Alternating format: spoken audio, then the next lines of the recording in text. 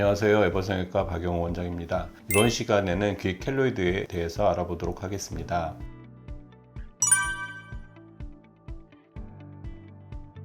켈로이드는 다른 부위와 달리 주사치료나 이런 거에 반응도 잘 안 할 뿐더러 반응을 하더라도 피부가 많이 여분이 남아서 그 귀 모양을 변형시키기 때문에 특성상 주사치료보다는 수술적 치료하는 것이 더 빨리 치료되고 귀 모양도 잘 유지할 수 있기 때문에 수술적 치료가 우선시되는 부위입니다. 항상 귀는 돌출되어 있고 혈류량이 동맥은 빨리 들어가는데 정맥은 늦게 나가기 때문에 약간 체온이 낮은 부위입니다. 그래서 혈류량도 좀 느린 부위이기 때문에 귀에 피어싱을 하고 그 후에 염증이 생기면 이 염증이 잘 낫지 않습니다. 그래서 이 염증이 잘 낫지 않기 때문에 이 염증을 우리 몸에서 방어하기 위해서 계속 콜라겐 섬유가 쌓이게 되고 이래서 귀 켈로이드가 생기는 겁니다. 귀 켈로이드는 이런 것들을 조기에 치료하지 않으면 귀에 변형이 생기고 그리고 치유가 잘 되지 않는 특성을 갖고 있기 때문에 주사 치료보다는 수술적 치료로 적극적으로 치료하시는 게 좋습니다.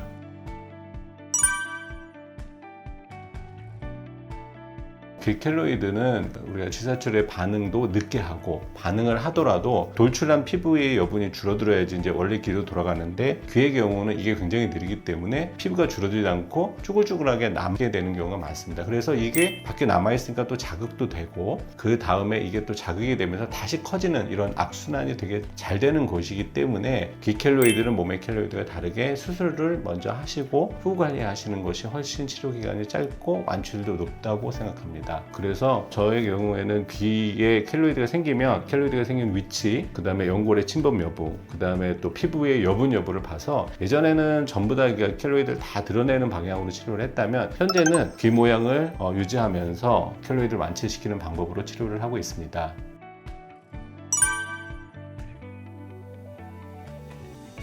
귀 켈로이드의 발생 원인은 대부분 피어싱이나 귀걸이를 착용해서 미용적인 시술로 보고요. 미용적인 시술에 의해서 생긴 후유증으로 켈로이드가 생기는 것이기 때문에 보험 적용이 어렵습니다. 그래서 우리가 귀 켈로이드가 작을 때가 있고 이게 점점 커져서 귀만해질 수도 있거든요. 그래서 귀컬리는 항상 조그말 때 치료하시면 귀 변형도 없고 수술 시간도 짧고 물론 비용도 그러면 좀 더 낮고 그 다음에 낫는 후유증도 적게 됩니다. 그래서 귀 켈로이드가 발생했을 때는 가급적 초기에 적을 때 치료하시는 게 좋습니다.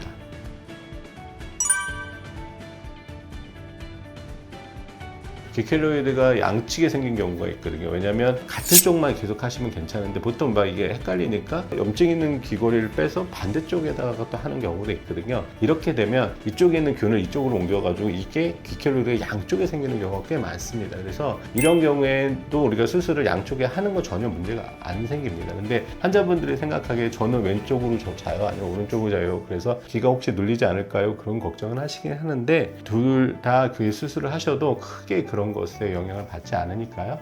양쪽에 생겼으면 양쪽 다 동시에 수술하셔도 크게 문제가 없습니다.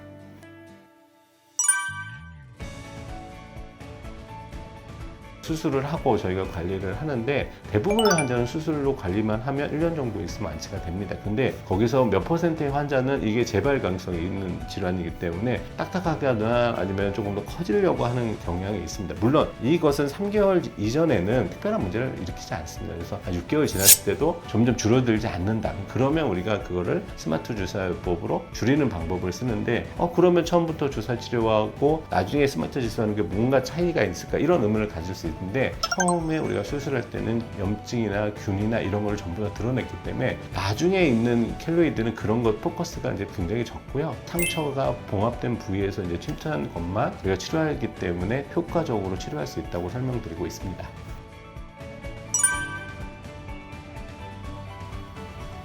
예전에는 귀 켈로이드 수술하면 압박 귀걸이도 하고 자석 귀걸이도 하는데 그런 거 필요 없고요. 3개월 정도 겪어보시면 귀를 만지는 게 너무 무서워서 그대로 두시고 오시는 건데 그렇게 어떻게 하면 거기에 피지나 이런 게 막 상처줄에 많이 쌓이거든요. 이렇게 하면 안 됩니다. 그러면 이것들이 염증을 일으킬 수 있기 때문에 항상 집에서도 소독할 수 있으면 하루에 한 번씩은 상처 주변을 깨끗하게 소독을 하셔야지 그냥 방치하셔서 그래도 오면 그게 염증을 일으키는 경우가 많으니까요. 집에서는 청결 유지가 가장 관리하는 데 중요한 포인트고요. 우리가 약국에서 파는 알코올 수압 같은 걸로 살살살 닦아서 피지 같은 걸 제거해 주는 게 좋습니다.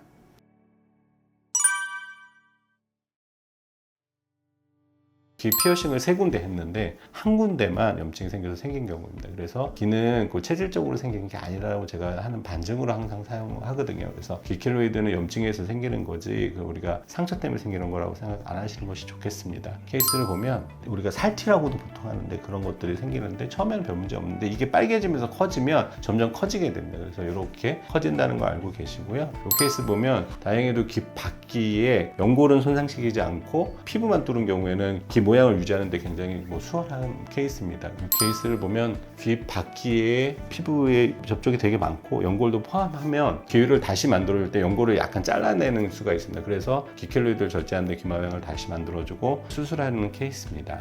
그리고 우리 환자분들이 제일 많이 있는 질문은 귀는 언제 뚫어요? 그렇게 말씀하시거든요. 그래서 이 케이스를 보면 귀 켈로이드 수술하고 우리가 보통 1년 정도 지나시면 귀를 만졌을 때 완전히 부드럽습니다. 그 상태에서 우리가 귀를 다시 뚫을 수가 있거든요. 그래서 이렇게 수술 후에 깨끗하면 귀를 뚫을 수 있다고 제가 설명을 드리고 있습니다.